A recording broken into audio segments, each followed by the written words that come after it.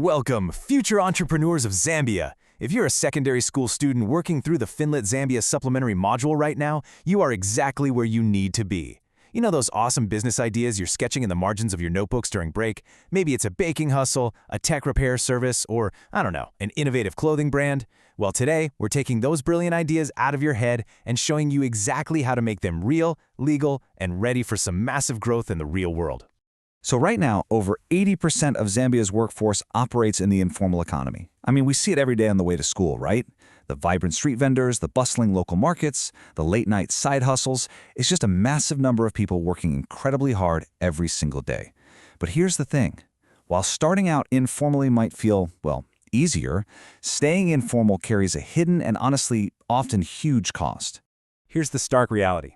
When you keep your business informal, you're basically hitting an invisible ceiling. Sure, an informal setup might let you sell a few lunches to your classmates, but a formal business? That could win a government contract to cater for the entire school district. When you stay informal, you literally cannot open a business bank account. You can't legally access formal loans to grow, and you definitely can't bid on those lucrative government contracts. On the flip side, formalizing your business unlocks all of these massive tools, and it provides absolutely crucial protection for you and the workers you're eventually going to hire. Okay, so today we're breaking your entrepreneurial playbook down into 4 clear sections.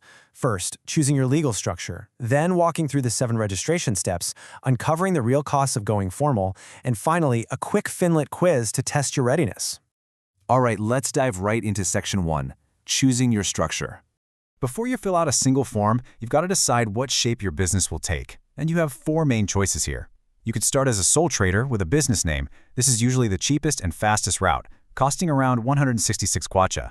For most of you starting out with a simple idea, a business name is the perfect testing ground because it's so low risk to just, test the waters. Just remember, it does come with unlimited personal liability. Then there's a partnership, which lets you share the startup costs and responsibilities with a friend. If you want to strictly protect your personal assets, you'd step up to a private limited company or private limit. It's a bit more expensive to set up, but it legally separates you from the business. And finally, for massive scale down the road, there's a PLC, which actually allows you to sell shares on the Lusaka Securities Exchange. Moving right along to Section 2, the 7-step playbook.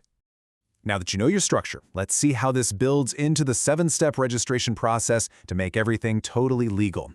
Think of this as your master compliance dashboard, straight out of your Finlit module. It's your complete top-to-bottom roadmap. It shows every single obligation, starting from your initial agency registration all the way down to your local council. I know, it can look like a total mountain of paperwork at first glance, but really, it's just a series of small, super manageable steps.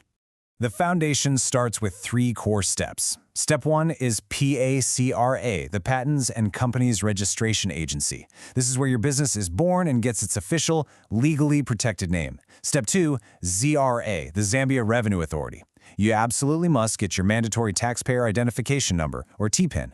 This is where your business becomes a recognized taxpayer. And step 3 is setting up your monthly tax returns with ZRA. If your startup turnover is under 5 million kwacha a year, you'll likely be dealing with the 5% turnover tax, which is due on the 14th of every single month.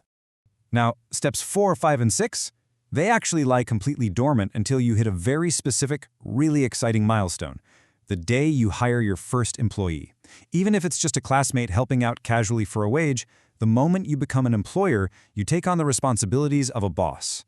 This triggers registration for NAPSA for their pension, and Chima for their health insurance, and the Workers' Compensation Fund Control Board, or WCFCB, to protect them against workplace injuries. And that brings us to the 7th and final step, which is all about your physical location. You need a trading license from your local council. Whether you're running a market stall or renting a small office, you'll need a general business permit. And, depending on what you actually do, you might also need a health and safety permit, which is absolutely crucial for stuff like food businesses or salons, plus a fire safety certificate. Okay, on to Section 3, the cost to go formal. You might be sitting there thinking, man, this sounds incredibly expensive. I'm just a student. How on earth can I afford 7 different government registrations? Well, here is a crucial fact. Exactly 4 out of these 7 registrations are completely free. No way, right? But it's true. It costs you absolutely nothing upfront to register for your ZRA TPIN, your NAPSA employer account, your NHIMA account, or your workers' compensation account. Because those 4 major registrations are free, the estimated minimum startup cost for a standard business name stays remarkably low. We're talking around 750 kwacha.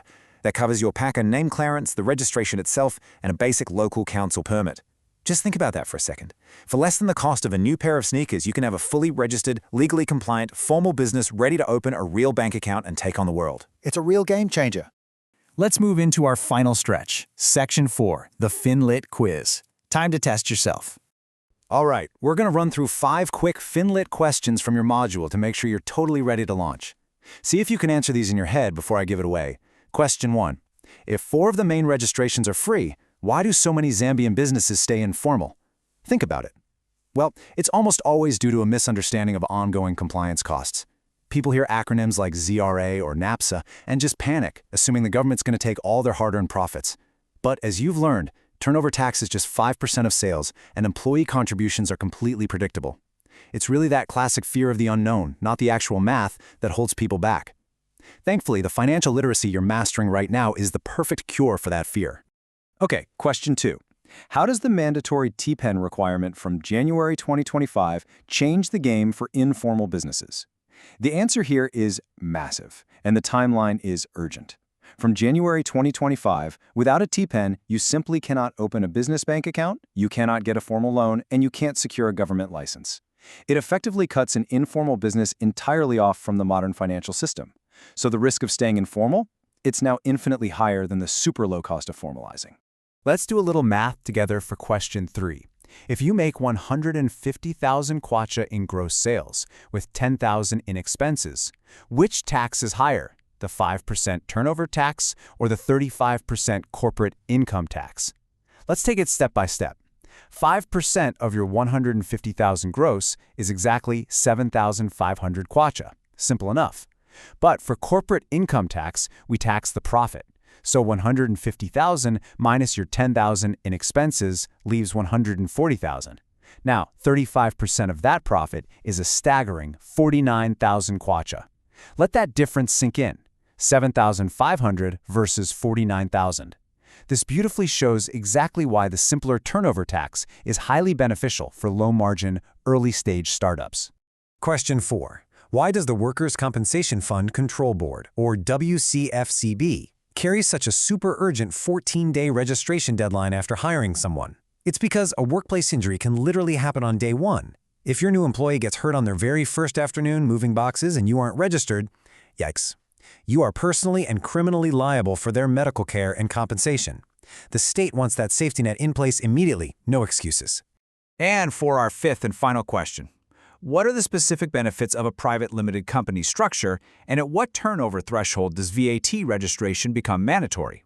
Okay, first part.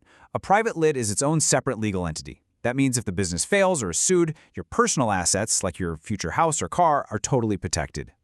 Now, shifting gears to taxes, that VAT threshold. The magic number in Zambia is 800,000 kwacha in annual turnover. Once you hit that threshold, VAT registration becomes mandatory by law.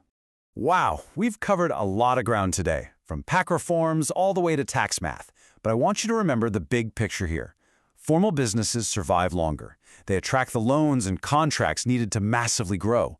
And they create the real, sustainable jobs that Zambia so desperately needs. The whole playbook is right here in your hands, and the cost is far lower than you probably thought. So, I'll leave you with this final provocative thought to discuss with your classmates. What brilliant business idea are you going to formalize first?